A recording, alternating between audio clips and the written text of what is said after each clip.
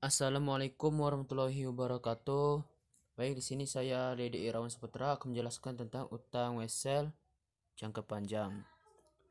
Utang wesel jangka panjang adalah suatu bentuk perjanjian antara peminjam dengan kreditur, di mana kreditur bersedia memberikan pinjaman seluruh uang tertentu dan peminjam bersedia membayar secara periodik yang mencakup bunga dan pokok pinjaman. Jenis utang wesel ada dua, yaitu wesel berbunga dan juga wesel tidak berbunga. Wesel tidak berbunga adalah utang dengan janji tertulis yang jumlah nominalnya akan dibayar pada saat jatuh tempo pembayaran. Pembayaran sebelum jatuh tempo akan mengurangi jumlah uang yang dibayar dari nominal. Selisih nominal dengan jumlah yang dibayar sebelum jatuh tempo disebut dengan diskonto. Berikut perhitungan diskonto. Pada hari diskonto dihitung mulai tanggal dijual atau dibelinya sampai dengan tanggal jatuh tempo dengan ketentuan. Bulan dihitung menurut hari sebenarnya.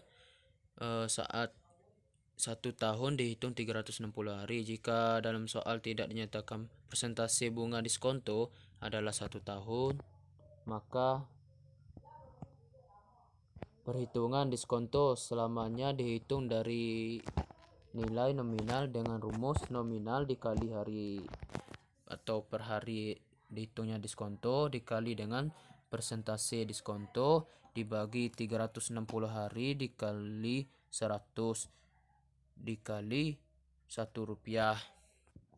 Selanjutnya wesel berbunga. Wesel berbunga adalah tagihan atau piutang dengan janji tertulis yang akan dibayar pada saat tanggal jatuh tempo dengan sebesar nilai nominal yang ditambahkan dengan bunga. Untuk wesel berbunga, diskonto dihitung dari jumlah nominal ditambah bunga.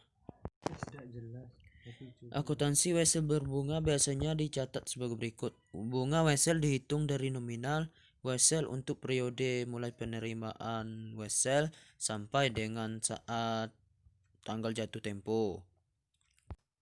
Berikut adalah contoh pengukuran dan pencatatan utang wesel tidak berbunga. Pada PTC menandatangani wesel dengan nilai nominal 9.300.000 dalam jangka waktu 3 bulan tanpa bunga.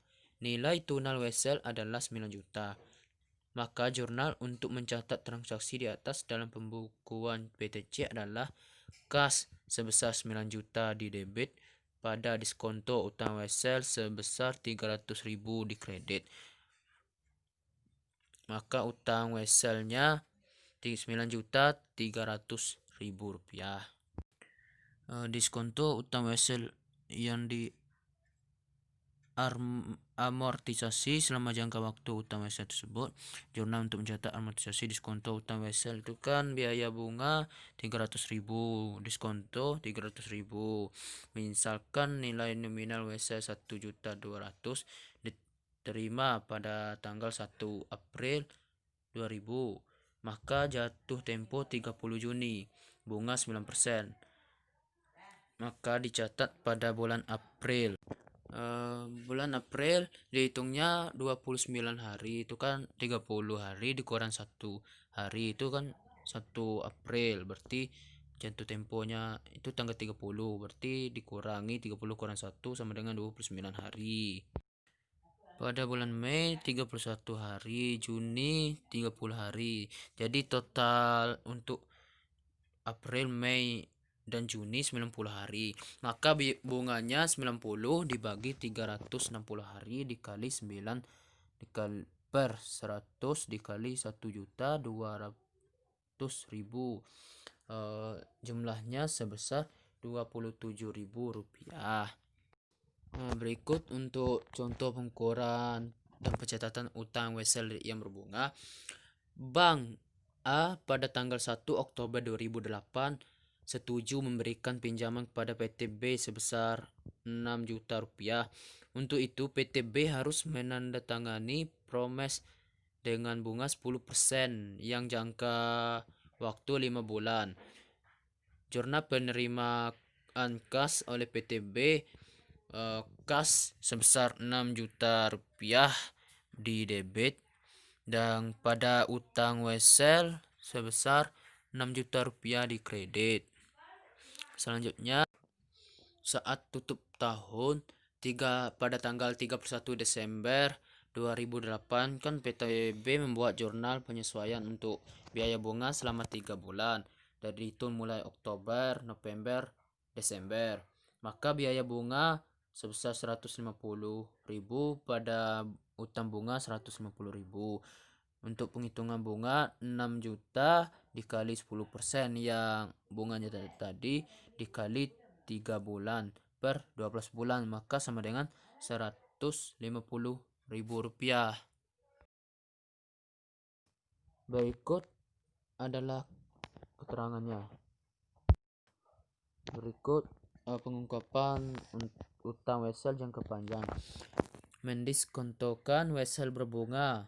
Wesel dapat didiskontokan untuk memperoleh uang tunai sebelum jatuh temponya, itu karena kita akan menerima pembayaran lebih cepat dari tanggal jatuh tempo, maka jumlah yang kita terima akan lebih kecil dari wesel pada saat jatuh tempo.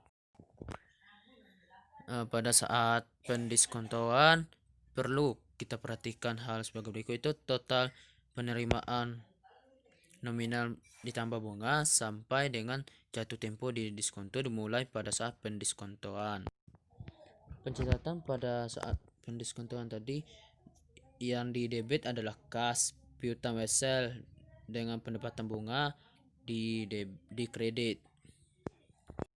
Selanjutnya, wesel properti.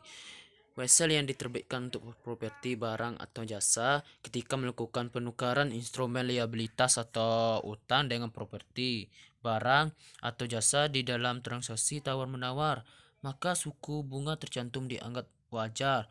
Yang terkecualinya adalah yang pertama, tidak dicantumkannya suku bunga. Yang kedua, suku bunga dicantumkan tidak masuk akal.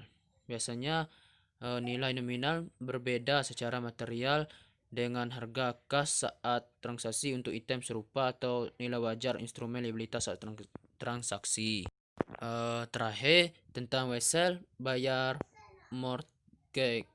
Wesel bayar mortgage merupakan wesel dengan jaminan dokumen yang menjanjikan hak untuk properti sebagai pengaman pinjaman yang berbentuk paling umum untuk wesel bayar, dapat dibayar penuh pada saat jatuh tempo atau angsuran, fixed rate mortgage atau variable rate, floating rate, adjustable mortgage.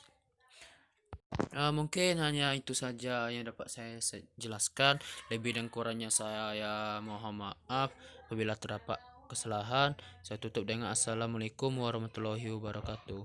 Terima kasih, Bu.